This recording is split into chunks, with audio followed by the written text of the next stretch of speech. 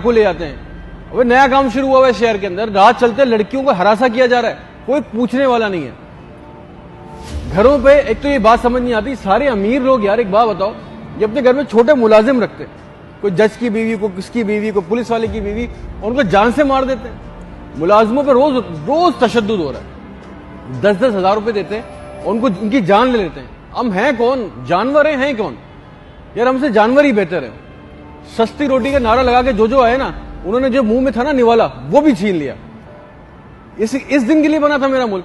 Street crime यहाँ, बत्ताखोरी यहाँ, महंगाई यहाँ, जालसाजी यहाँ, खून यहाँ, इज्जतें यहाँ महफूज नहीं, रिश्वत लेके करप्शन यहाँ, फेवरेटिज्म यहाँ हो रही है। अरे भाई यहाँ कमाए कैसे, बच्चों को खिलाए कैसे? आप अपने हक के लिए कुछ कह दो तो मालिक नौकरी से निकालने की धमकी दे रहा है, मकान मालिक घर खाली कराने की धमकी दे रहा है, बिजली वालों का बिल लेट हो जाए तो वो बिजली का बिल काटने की धमकियां दे रहे हैं।